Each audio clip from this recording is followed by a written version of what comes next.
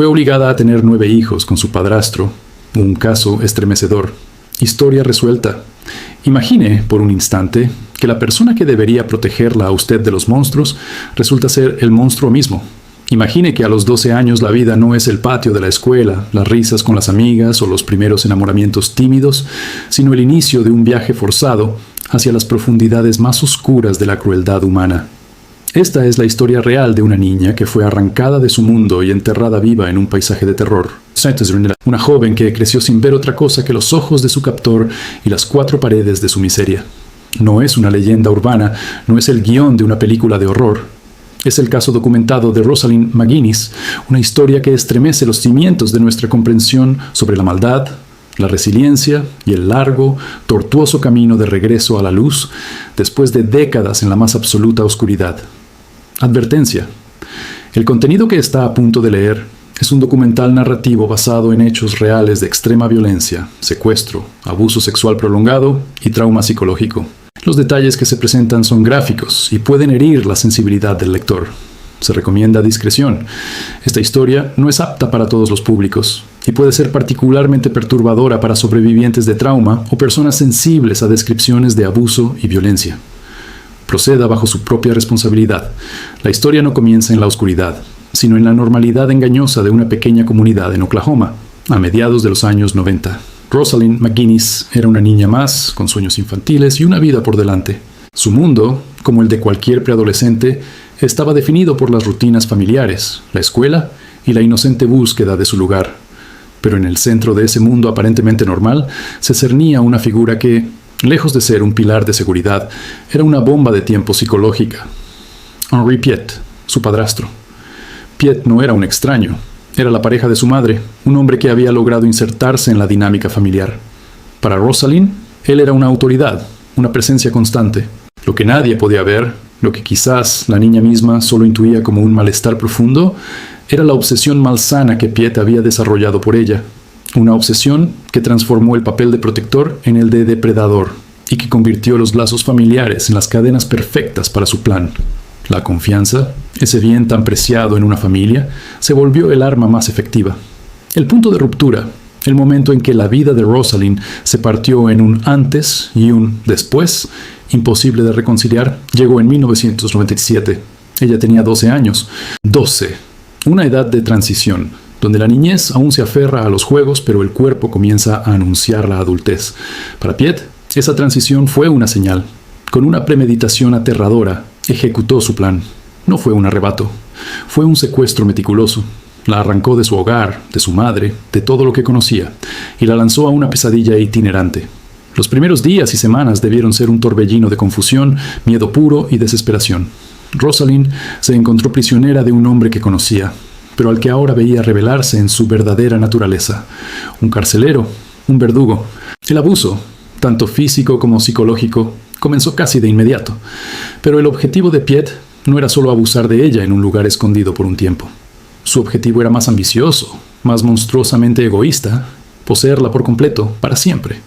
Para lograrlo, necesitaba desaparecer, convertirla en un fantasma, y a él en su único universo. Así comenzó la huida hacia el sur, hacia México. Piet conocía bien el terreno. Había vivido allí, y sabía que las vastas, remotas y a menudo lawless áreas rurales del país eran la cloaca perfecta donde esconder su crimen. Cruzaron la frontera, adentrándose en un laberinto de pueblos polvorientos, caminos de terracería y parajes aislados donde la presencia del Estado era una idea lejana. Para Rosalind, este nuevo escenario no fue una aventura, fue el telón de fondo de su celda a cielo abierto. La libertad geográfica de los campos y las montañas era una cruel ironía, pues para ella el mundo se había reducido al espacio inmediato que Piet le permitía ocupar. Él estableció un patrón de vida nómada y clandestino. Vivían en chozas precarias, cabañas destartaladas, casas de campaña o vehículos adaptados. Cualquier lugar que ofreciera anonimato y poca interacción con los vecinos servía. Piet se ganaba la vida con trabajos esporádicos, a menudo en la agricultura o la construcción, siempre manteniendo un perfil bajo. Rosalind, mientras tanto, estaba confinada. Su mundo era en esas paredes. Su único contacto humano significativo, si se le puede llamar humano a tal interacción, era su captor. Y entonces, la pesadilla profundizó sus raíces en el cuerpo mismo de Rosalind. Poco después del secuestro, Cuando aún era una niña de 12 o 13 años, Piet comenzó a abusar sexualmente de ella de manera constante y violenta. La violación se convirtió en una rutina, un instrumento de dominio total. Pero Piet no solo quería someter su cuerpo, quería atar su futuro de una manera irreversible. Quería una prueba viviente de su posesión, un vínculo que, en su mente distorsionada, lo uniera a ella para siempre. Quería hijos. Así, Rosalind, aún una niña, fue forzada a un embarazo. La biología se convirtió en otra prisión. En condiciones deplorables, sin atención médica adecuada, dando a luz en chozas o en el campo, asistida solo por el hombre que la había violado, trajo al mundo a su primer hijo. Ese momento, que en cualquier otra circunstancia sería un milagro, para ella fue la materialización de su cautiverio. Ese bebé era, a la vez, una víctima más de la circunstancia y, en la mente retorcida de Piet, un grillete de carne y hueso. Pero no se detendría allí. El ciclo se repitió, una y otra vez. A lo largo de los 19 años, Rosalind daría a luz a 9 hijos, 9 embarazos forzados, 9 partos en condiciones de abandono y peligro. Cada niño nacía en el aislamiento, sin registro oficial, sin pasado. Eran fantasmas, como su madre. Para Piet, cada nuevo hijo era un triunfo, un reforzamiento de su control. Para Rosalind, eran a la vez el amor más profundo y el recordatorio más doloroso de su situación. Los amaba con la ferocidad de una madre, porque eran suyos, pero su existencia misma estaba fundada en la violencia que sufrió. La vida cotidiana era un ejercicio de supervivencia y terror. Piet mantenía un control absoluto mediante la violencia física extrema. Las palizas eran frecuentes, brutales, y servían para aplastar cualquier atisbo de desobediencia o incluso de autonomía de pensamiento. La aisló por completo, sin acceso a teléfono, radio, televisión o periódicos. Su educación terminó a los 12 años. No tenía amigos, no tenía confidentes. Su única realidad era Piet y sus hijos. Él era su Dios, su ley, su proveedor y su torturador. Le lavó el cerebro con insistencia, diciéndole que nadie la buscaba, que su familia la había olvidado, que el mundo exterior era un lugar peligroso y hostil del que él la protegía. Con el tiempo, para una mente joven y brutalizada, estas mentiras pueden empezar a sentirse como verdades. Los niños crecieron en este entorno de miedo y aislamiento. Su mundo también era la cabaña, los campos, la figura temible de Piet. Él era su padre, pero también su carcelero. Rosalind, como madre, enfrentó la tarea desgarradora de criar a sus hijos en medio del horror, tratando de protegerlos de la ira de Piet, mientras luchaba por brindarles algún atisbo de normalidad y afecto. Ella era su único pilar de amor en un universo construido sobre el odio y la posesión. A medida que los años se convertían en una década y luego más, la identidad de la niña Rosalind se desdibujó. Ahora era una mujer joven que había pasado más de la mitad de su vida en cautiverio. Sus recuerdos de Oklahoma se volvieron borrosos, sueños de otra vida. La personalidad de Piet se había incrustado en la suya a través del trauma. Sin embargo, incluso en las condiciones más extremas, la chispa de la humanidad no se apaga del todo. En lo más profundo de Rosalind, alimentado quizás por el amor por sus hijos y una resiliencia innata que ni siquiera ella conocía, comenzó a gestarse un deseo silencioso, una pregunta prohibida. ¿Y si hay algo más? Este deseo no era un plan de escape, era más frágil, más peligroso. Era la semilla de la duda contra la palabra de Piet. Quizás, al ver crecer a sus hijos, al imaginarlos teniendo una vida igual de recluida y aterrorizada, algo se quebró dentro de ella. El instinto maternal, el más poderoso, comenzó a alinearse con su propio instinto de supervivencia, ahora redirigido no solo a sobrevivir el día a día, sino a imaginar una huida. ¿Pero cómo? Piet la vigilaba constantemente. Cualquier indicio de rebelión se pagaba con golpes. Ella no tenía dinero, no conocía la zona, no sabía a quién pedir ayuda en un país que no era el suyo, y donde ella era, oficialmente, invisible. La rutina del control, sin embargo, a veces crea grietas de complacencia en el opresor. Después de tantos años, Piet podía sentirse seguro, victorioso. Había moldeado a su prisionera y había creado una familia a su imagen distorsionada. Este exceso de confianza sería, aunque aún no lo sabía, su punto débil. Rosalind, por su parte, aprendió a navegar la mente de su captor. Aprendió cuándo aparentar sumisión, cuándo mantener la cabeza baja, cuándo susurrar en lugar de hablar. Su supervivencia dependía de leer cada uno de sus estados de ánimo. Y en esa lectura minuciosa y forzada por el miedo, tal vez comenzó a vislumbrar una oportunidad, una posibilidad diminuta, remota, pero real. El tiempo siguió pasando. 2007, 2012. Rosalind era ahora una mujer que había entrado en su tercera década de vida. pero cuya experiencia del mundo era la de una reclusa de un campo de concentración privado. Sus hijos iban creciendo. Algunos ya no eran niños, sino adolescentes. Con ellos llegaban preguntas más difíciles de evadir sobre el mundo exterior, sobre por qué vivían así, sobre quiénes eran. Estas preguntas, inocentes o desafiantes, resonaban en el corazón de Rosalind. Eran ecos del mundo que una vez conoció y de la vida que les había sido robada, a ella y a ellos. La presión interna crecía. El amor por sus hijos y el odio hacia su situación se convirtieron en una olla a presión dentro de su pecho. Cada golpe, cada violación, cada día de encierro añadía leña a un fuego que ella mantenía cuidadosamente oculto bajo las cenizas de la sumisión. Estaba llegando a un límite. El instinto animal de escapar, dormido durante años, despertaba. Pero aún necesitaba una chispa, un momento de distracción en la vigilancia constante de Piet, una prueba de que el mundo exterior del que él hablaba con tanto desdén aún existía y podía ofrecer una rendija de esperanza. Ese momento, lento, doloroso y cargado de una tensión insoportable, se estaba gestando. Rosalind McGuinness había sobrevivido a la niñez robada, a la adolescencia violada, a la maternidad forzada. Había soportado 19 años de abismos, pero ahora algo se movía dentro de ella. No era solo la víctima. Estaba, sin saberlo, preparándose para dar el paso más peligroso de su vida. El paso que podría llevarla a la libertad, o, si fallaba, a una represalia tan feroz que podría ser la última. La segunda parte de esta historia narra esa lucha final, la ejecución de un plan nacido de la desesperación más profunda y el largo y tortuoso camino hacia la justicia, que comenzaría con una decisión audaz en medio del infierno. El punto de quiebre, ese instante en que el miedo paralizante, superado por una desesperación aún mayor, llegó después de 19 años de cautiverio. Ya no era la niña aterrorizada de 12 años, era una mujer de 31, madre de 9 hijos, cuyo espíritu, aunque fracturado, no se había quebrado del todo. El amor por sus hijos se transformó en el combustible definitivo.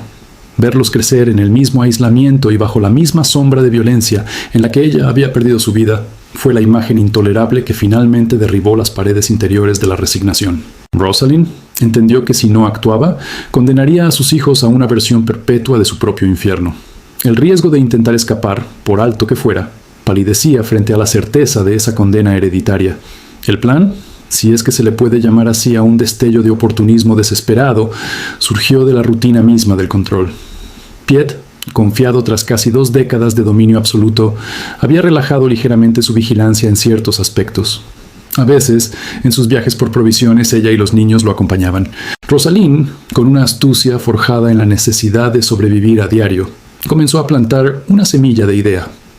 Probablemente, con la voz sumisa y el gesto dócil que había perfeccionado como armadura, sugirió que sería más práctico, más eficiente que ella misma fuera a comprar lo necesario en alguna de las pequeñas tiendas de los pueblos que frecuentaban. Argumentó quizás el ahorro de tiempo, o la comodidad de que él no tuviera que hacer siempre el recorrido. Lo hizo no una vez, sino muchas, normalizando la propuesta, disfrazando de conveniencia lo que era un cálculo monumental para su libertad. Finalmente, tras un periodo de insistencia calmada, Piet accedió. El monstruo cometió el único error que podía cometer: subestimó a su víctima. Creía que había quebrado su voluntad hasta el punto de que incluso un atisbo de libertad no sería aprovechado. Creía que los hijos, esos 9 anclas que él mismo había forjado, la mantendrían atada por un sentido de lealtad familiar distorsionada. No comprendió que precisamente esos hijos eran su motivo más poderoso para fugarse. El día llegó. No fue una escena de acción cinematográfica, sino un momento cargado de un pánico silencioso y abrumador. Piet la dejó en una tienda, confiando en que regresaría. Por primera vez en 19 años, Rosalind se encontró físicamente sola, sin la presencia inmediata de su captor. La sensación debió ser a la vez electrizante y aterradora. Cada segundo contaba. No tenía un teléfono, no tenía dinero más que el justo para la compra, pero tenía una determinación de acero y un dato crucial grabado en su memoria desde su vida pasada: la existencia del National Center for Missing and Exploited Children, NCMEC. Ese conocimiento, residual de una infancia normal en Estados Unidos, donde se veían anuncios de servicio público, se convirtió en su faro. ¿Con quién habló? ¿Cómo explicó su situación al tendero o a alguien en la calle? Son detalles que solo ella conoce, pero que implican un acto de fe inmenso en un extraño. De alguna manera, logró comunicarse con las autoridades locales mexicanas y, de manera crítica, hacer llegar su situación y su ubicación al NCMEC. La alerta se activó de inmediato. El caso de una niña desaparecida en Oklahoma en 1997, casi 2 décadas después, recibía una señal de vida concreta. La maquinaria de la ley, tanto en México como en Estados Unidos, se puso en movimiento a una velocidad vertiginosa. El rescate no se hizo esperar. Las autoridades mexicanas, coordinadas seguramente con agentes estadounidenses del FBI que habían tenido el caso abierto por años, localizaron a Rosalind y la pusieron a salvo. Acto seguido, se dirigieron al lugar donde Piet estaba con los niños. La caída del tirano fue rápida y sin gloria. Fue detenido sin mayor resistencia, despojado en un instante del poder que había ejercido con tanta crueldad durante tanto tiempo. Para Rosalind y sus hijos, ese momento marcó el final físico del cautiverio, pero el comienzo de una nueva y compleja batalla, la de enfrentar el mundo real, un mundo del que habían estado ausentes por completo. La transición fue un shock. De la cabaña aislada y el control absoluto de Piet, pasaron a la supervisión de servicios sociales, entrevistas con el FBI, psicólogos y un aluvión de atención mediática que intentaban procesar. Fueron trasladados a Estados Unidos. Rosalind, por primera vez desde que era una niña, tuvo que tomar decisiones grandes y pequeñas, por sí misma y por sus 9 hijos. Tenía que aprender a manejar dinero, a navegar un sistema social complejo, a interactuar con personas que no eran una amenaza. Sus hijos, cuyas edades abarcaban desde adolescentes hasta niños pequeños, enfrentaban su propio trauma y una integración cultural y educativa abrumadora. Ninguno tenía documentos oficiales. Legalmente no existían. Era como llegar de otro planeta. Mientras Rosalind y sus hijos comenzaban el lento, doloroso proceso de reconstruir sus vidas, la justicia empezaba a moverse contra Henri Piet. Extraditado a Estados Unidos, fue encarcelado y enfrentó una batería de cargos federales: secuestro interestatal, agresión sexual agravada, abuso sexual, producción de material de abuso sexual infantil, por las fotografías que le tomaba, y otros delitos graves derivados de sus casi 20 años de crímenes. El juicio, celebrado en Oklahoma, fue el foro donde la magnitud completa del horror salió a la luz. Rosalind, con una valentía sobrehumana, tuvo que testificar contra su captor, revivir cada detalle frente a un tribunal, describir las violaciones, las palizas, el aislamiento, el nacimiento de cada uno de sus hijos en condiciones de esclavitud. Su testimonio fue demoledor, la pieza central de un caso que dejó sin aliento a jueces y jurados. No había ambigüedad, no había justificación posible. La evidencia física, médica y testimonial pintaba un cuadro de una maldad premeditada y sostenida. En junio de 2019, el veredicto fue culpable en todos los cargos principales. La justicia, tan esquiva durante 19 años, se pronunciaba con contundencia. Pero la sentencia final llegaría meses después, en febrero de 2020. En una audiencia cargada de emoción, Rosalind pudo enfrentar a Piet una vez más, esta vez no como su víctima impotente, sino como una sobreviviente que reclamaba su justicia. Leyó una declaración de impacto ante la víctima, describiendo el daño irreversible que le había causado, no solo a ella, sino a sus hijos. Habló de las pesadillas, de la ansiedad, de la infancia robada y de la maternidad mancillada. El juez federal, tras escuchar los hechos atroces, impuso la máxima pena posible dentro del marco legal: cadena perpetua en prisión federal, sin posibilidad de libertad condicional. Henri Piet, el hombre que creyó que podía poseer y destruir una vida humana, terminaría sus días entre rejas, convertido en el recluso, un número en el sistema que despreció. La puerta de su celda se cerraría para siempre, asegurando que nunca más pudiera hacerle daño a Rosalind, a sus hijos o a cualquier otra persona. Con el caso judicial resuelto, Rosalind pudo por fin concentrarse por completo en lo que más importaba: el presente y el futuro. Actualmente vive en los Estados Unidos con sus 9 hijos. Su vida es un testimonio diario de resiliencia. La recuperación es un camino largo, sin un final claro. La terapia psicológica es fundamental para tratar el complejo trastorno de estrés postraumático que arrastra, así como para ayudar a sus hijos a procesar su propia y peculiar experiencia de vida. Cada día implica aprender a confiar, a manejar los desencadenantes del trauma, a construir una identidad que no esté definida únicamente por el cautiverio. Ella ha elegido el anonimato y la privacidad, protegiendo ferozmente a sus hijos del escrutinio público. No busca ser una figura mediática, sino una madre que intenta dar a sus hijos la estabilidad, la educación y el amor sano que a ella le fue arrebatado. Los niños, algunos ya adultos jóvenes, se enfrentan a sus propios desafíos: integrarse al sistema educativo, formar relaciones saludables y comprender su propia historia sin quedar atrapados en ella. Es una familia que se reconstruye ladrillo a ladrillo, sobre los cimientos de un trauma compartido, pero también de una liberación compartida. La historia de Rosalind McGuinness no es solo una crónica de horror. Es, en su capítulo final, una crónica de una redención silenciosa y poderosa. Habla de cómo la luz humana más tenue puede persistir en la oscuridad más profunda. Es un recordatorio escalofriante de que los monstruos existen, a menudo detrás de fachadas de normalidad, pero también es un himno a la fuerza de voluntad indestructible. Su escape no fue solo físico, fue la reconquista de su propia alma, paso a paso, día a día. Al brindarle a sus hijos una vida diferente, ella está, de la manera más práctica y heroica posible, rompiendo la cadena de violencia y escribiendo un nuevo legado. Su vida ahora es su propia declaración final de victoria sobre el hombre que intentó destruirla. Cierre del documental. Esta ha sido la historia de Rosalind McGuinness, una de las más largas y dolorosas pesadillas de secuestro en la historia reciente de Estados Unidos, y su increíble camino hacia la libertad. Un recordatorio de que los crímenes más atroces a menudo ocurren en silencio, a la vista de todos, y de que la justicia, aunque pueda tardar, llega. Si esta investigación en profundidad te ha impactado, si crees en la importancia de dar voz a las historias que deben ser contadas para comprender los límites de la maldad y la resistencia humana, entonces te necesitamos de nuestro lado. Suscríbete a nuestro canal. Tu suscripción no es solo un clic, es un voto de apoyo para que sigamos investigando, narrando y arrojando luz sobre los casos que muchos prefieren olvidar. Ayúdanos a seguir creando contenido riguroso, conmovedor y necesario. Dale like a este documental, compártelo si te conmovió y activa la campanita para no perderte nuestras próximas investigaciones. Juntos podemos asegurar que estas voces nunca caigan en el olvido. Gracias por acompañarnos hasta el final.